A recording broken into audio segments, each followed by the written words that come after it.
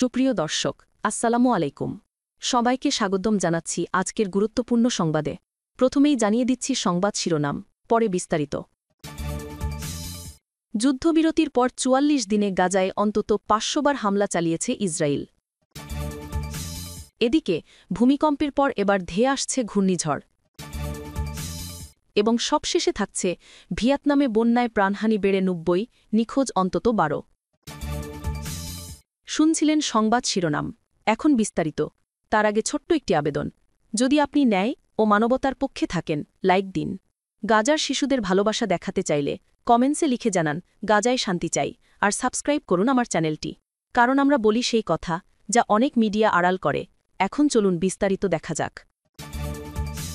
যুদ্ধবিরতির পর ৪৪ দিনে গাজায় অন্তত ৫০০ বার হামলা চালিয়েছে ইসরায়েল।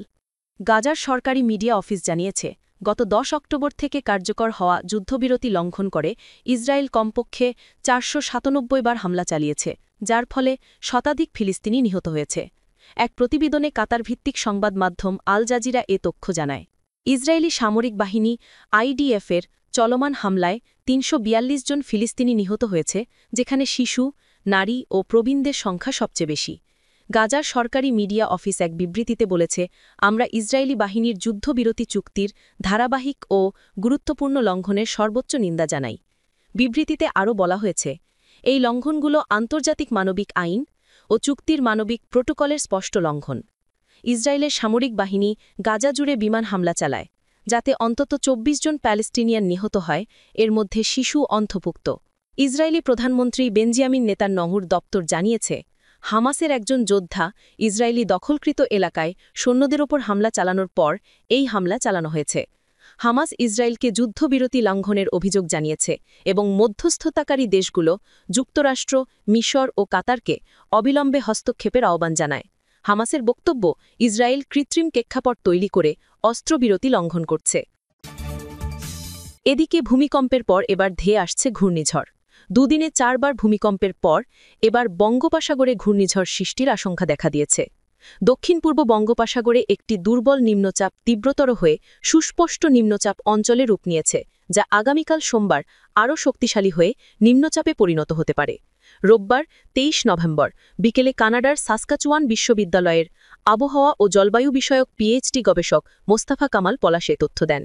তিনি বলেন, আজ ২৩ নভেম্বর পাওয়া সবশেষ আবহাওয়া পূর্বাভাস অনুযায়ী আগামী ২৬ ও ২৭ নভেম্বর দক্ষিণ পূর্ব বঙ্গোপসাগরে অর্থাৎ আন্দামান ও নিকোবর দ্বীপের দক্ষিণ পাশে একটি লঘুচাপ সৃষ্টির আশঙ্কা করা যাচ্ছে।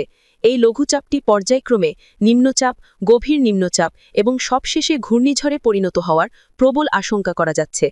ঘূর্ণিঝড়টি সৃষ্টি হতে যাচ্ছে এই বিষয়ে সব আবহাওয়া পূর্বাভাস মডেল একমত হলেও সম্ভাব্য ঘূর্ণিঝড়টি কেমন পরিমাণে শক্তিশালী হবে ও কোন স্থানের ওপর দিয়ে স্থলভাগে আঘাত করবে, এই বিষয়ে বিভিন্ন দেশের আবহাওয়া পূর্বাভাস মডেল ভিন্ন ভিন্ন পূর্বাভাস দিচ্ছে।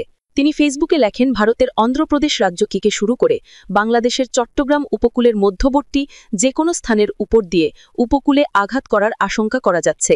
আশা করা যাচ্ছে ২৬ নভেম্বর অধিক নিশ্চয়তা সহকারে জানা যাবে সম্ভাব্য ঘূর্ণিঝড়টি কেমন পরিমাণে শক্তিশালী হবে ও কোন স্থানের উপর দিয়ে স্থলভাগে আঘাত করবে। কৃষকদের জন্য পরামর্শ। সম্ভাব্য ঘূর্ণিঝড়টির প্রভাবে ডিসেম্বর মাসের ৩ তারিখ থেকে ৫ তারিখ পর্যন্ত বাংলাদেশের উপরে হালকা থেকে মাঝারি মানের বৃষ্টিপাতের প্রবল আশঙ্কা করা যাচ্ছে। ফলে জমিতে থাকা পাকা আমন ধান কাটা ও মাড়াই করা শেষ করার পরামর্শ দেওয়া যাচ্ছে।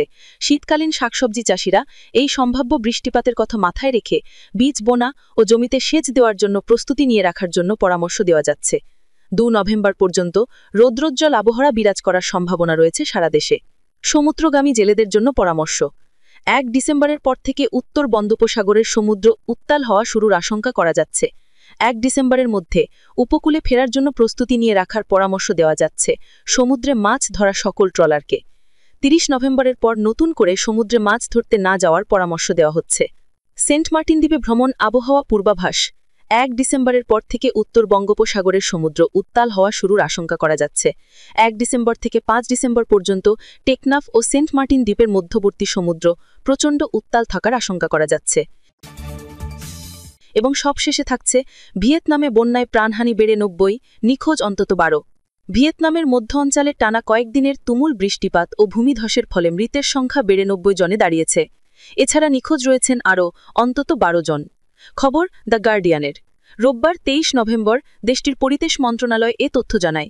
মূলত গত অক্টোবরের শেষের দিক থেকেই এই অঞ্চলে অবিরাম ভারী বৃষ্টিপাত হচ্ছে, ফলে একাধিকবার আঘাত হেনেছে বন্যা। গত সপ্তাহ থেকে 6টি প্রদেশে টোটাল 90 জনের মৃত্যুর কথা জানা গেছে।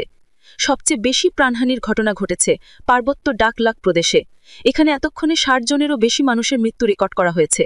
এই প্রদেশের হাজার হাজার ঘরবাড়ি পানিতে তলিয়ে গেছে। এই বন্যায় দেশটির ডাকলাক সহ 5টি প্রদেশে 80,000 হেক্টরেরও বেশি ধান ও অন্যান্য ফসলের ক্ষতি হয়েছে। এছাড়া 32 লক্ষেরও বেশি গবাদি পশু বা হাঁস মুরগি মারা গেছে বা ভেসে গেছে। পরিবেশ মন্ত্রণালয় জানিয়েছে, এই বন্যায় 5টি প্রদেশে আনুমানিক 34 কোটি 30 লক্ষ ডলারের অর্থনৈতিক ক্ষতি হয়েছে। দেশটির জাতীয় সংখ্যাতত্ত্ব অফিসের তথ্য অনুযায়ী চলতি বছরের জানুয়ারি থেকে অক্টোবর পর্যন্ত ভিয়েতনামে প্রাকৃতিক দুর্যোগে 270 জনেরও বেশি মানুষ নিহত বা নিখোঁজ হয়েছেন। এতে $2 বিলিয়ন বেশি আর্থিক ক্ষতি হয়েছে।